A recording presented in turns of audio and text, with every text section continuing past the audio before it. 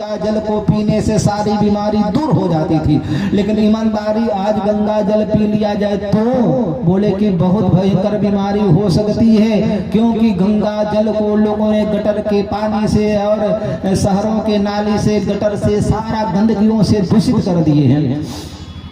तो जो गंगा इतनी स्वच्छ थी उस गंगा को लोगों ने दूषित कर दिया। क्यों? बोले कि उसमें गंदे पानी मिला दिए। तो गंगा जो शुद्ध करती थी, पवित्र करती थी, जो हमको स्वस्थ करती थी, आज पी लिया जाए तो बीमार हो जाएंगे। मानो जैसे गंगा में गंदगी मिल गई, ऐसे ही समाज में कुछ ऐसे लोग हैं कि धर्म में गंदगी को फैला रखे हैं, भक्ति में गंदगी को बढ़ा दिए हैं। भक्ति का स्वरूप कुछ और है, भक्ति का स्वरूप कुछ और दे दिया। इसलिए भक्ति माता बोले कि दुर्बलाहं चिरं याता पुत्राभ्याम सह मंदताम। इसलिए मैं दुर्बल हो गई, मैं कमजोर हो गई। याद रखना मेरे भाई, इसलिए जितना बन सके उतना भक्ति करना चाहिए, लेकिन आडंबर नहीं करना चाहिए। आडंबर करने से भक्ति कमजोर होती है। अति भक्ति चोरेरे लक्षण, बंगाल की कहावत है, बंगाली लोग कहते हैं अति भक्ति चोरेरे लक्षण। जो ज्यादा भक्ति दिखाता है उसका समझो कि भक्ति नहीं करता है। जो दिखावा करता है, भक्ति तो छुपाने की बात होती है।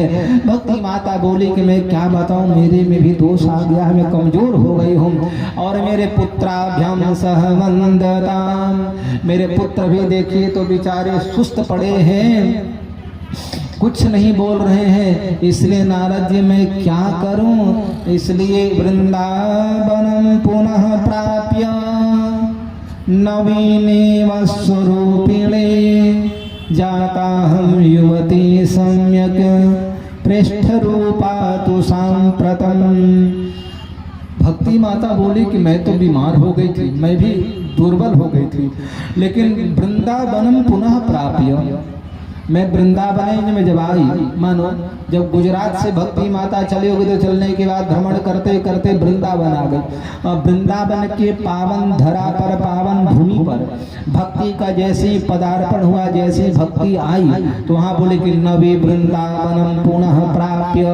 वृंदावन आने के पुनः प्राप्य नवीनीव स्वरूपिणे, मैं जैसे वृंदावन में आई तो आने के बाद में नव युवती हो गई है।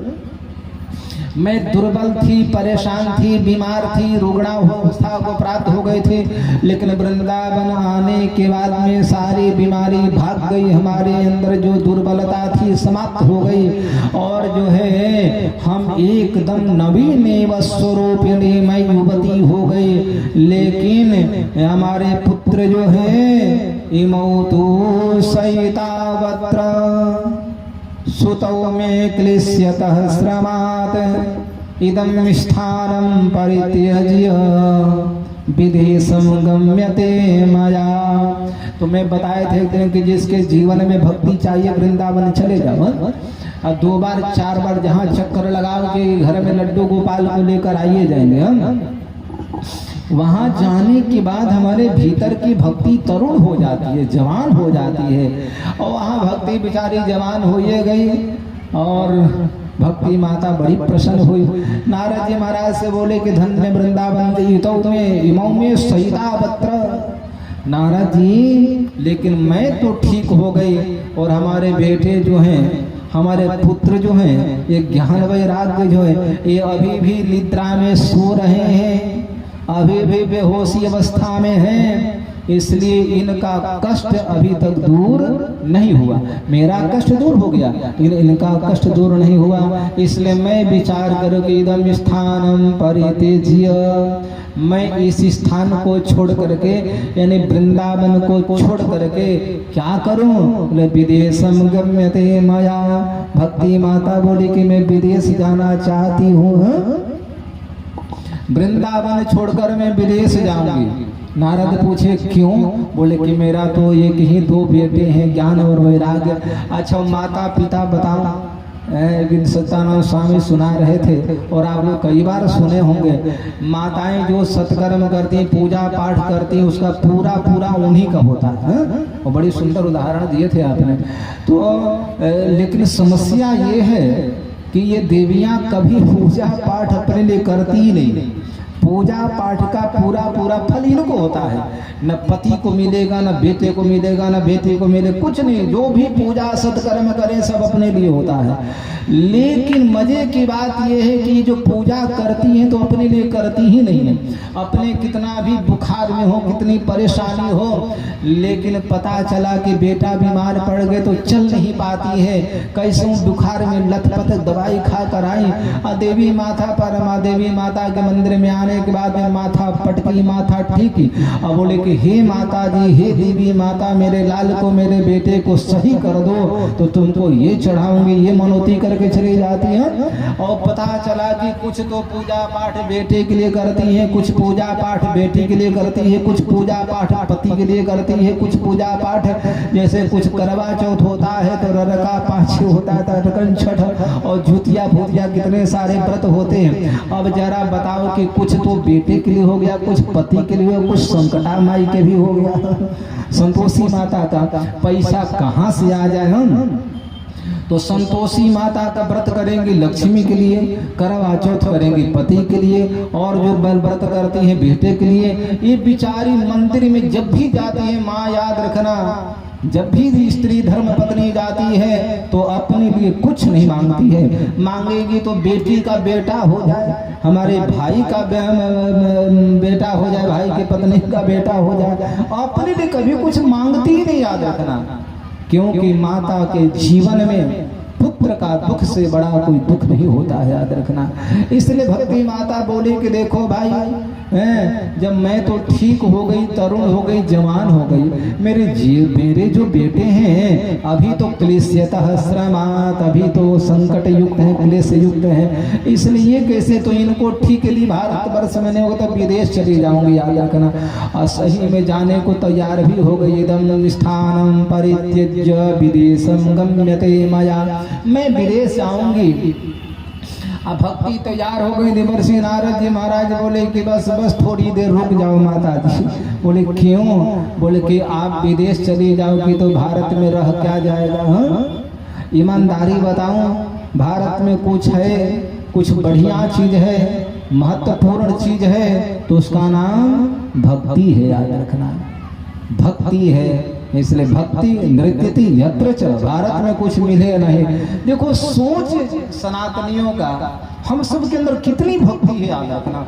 हम तो गौ में भी परमात्मा को देखते हैं, गवा मध्य वसामि, क्या बात है। और आज इतने सारे संप्रदाय मत के लोग हैं, लेकिन यह सनातन धर्म एक ऐसा जिसके पास दर्शन शास्त्र है, याद रखना। दर्शन शास्त्र सबके पास नहीं है, दर्शन शास्त्र तो सनातनियों के पास है, उसका नाम ही है दर्शन शास्त्र, याद रखना। आप तो नाम भी नहीं सुने होंगे, और ऐसे ऐसे ग्रंथ कितने सारे पढ़े हैं, याद रखना। इसलिए भाई मेरे, भारत में इसलिए तो उद्धव जी महाराज ने भगवान श्री कृष्ण ने कहा कि प्रभु एक बात कहूँ, वंदे नंद ब्रज स्त्रीणाम पादरेणुमभिक्षणसः यासं हरि कथोद्गीतं पुनाति भुवनत्रयम्।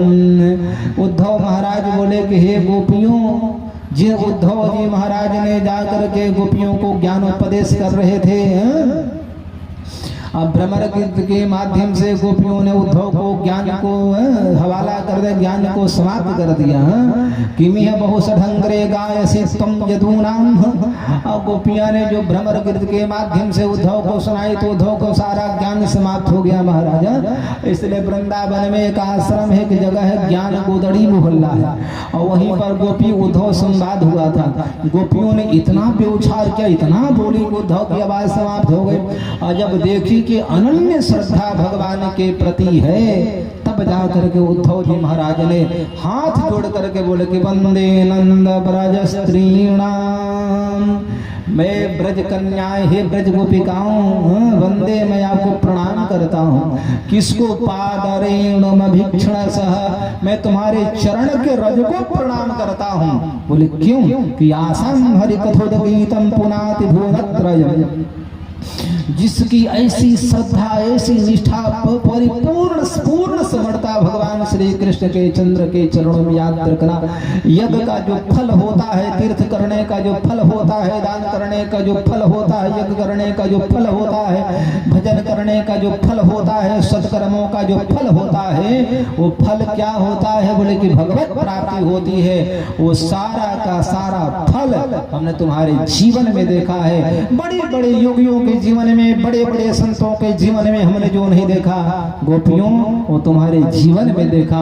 इसलिए तुम्हारे चरण को तो प्रणाम नहीं कर सकता हूँ, तुम्हारे चरण रोज को प्रणाम करता हूँ। और आने के बाद में उद्धव जी महाराज ने कहा कि प्रभु आसाम हो चरण रेणु जसाम हम साथ वृंदावने किम बिगुलमलतोषधीना।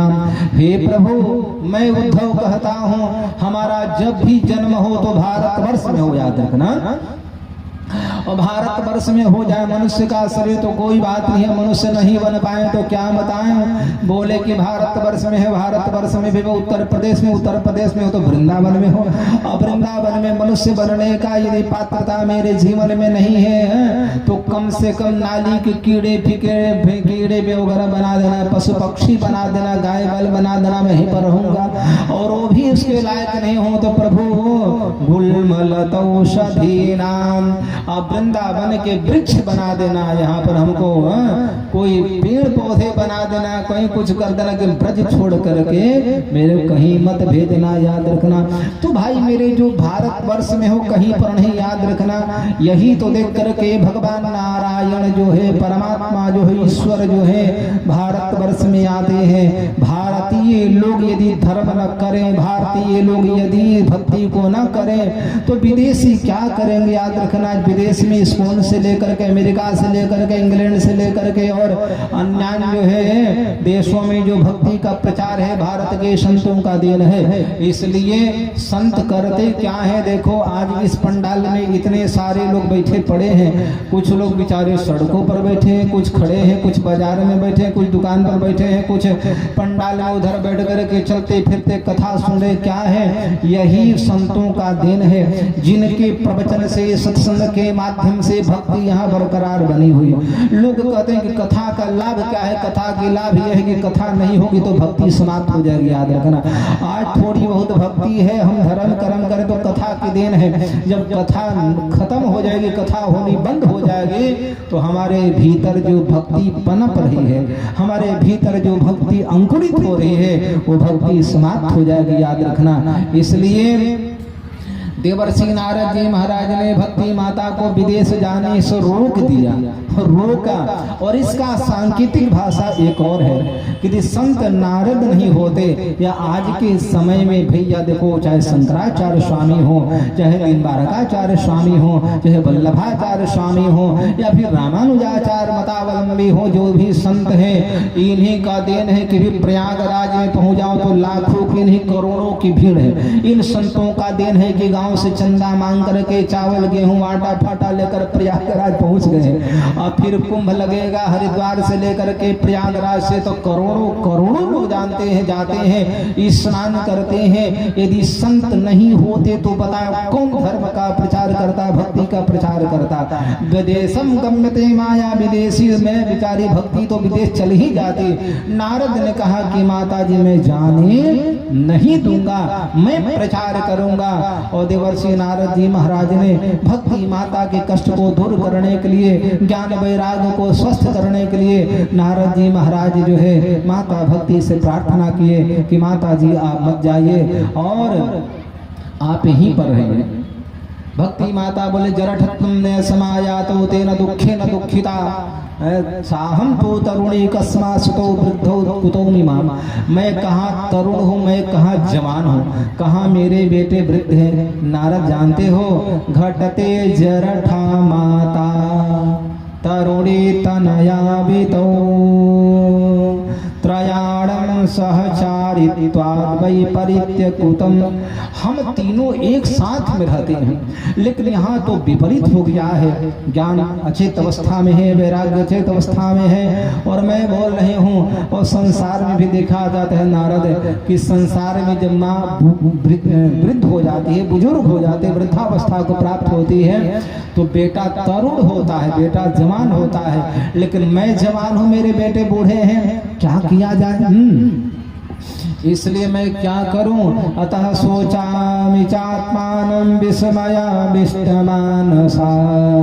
वद योग निधे धीमान चा कारणं छात्र किं भवेत्।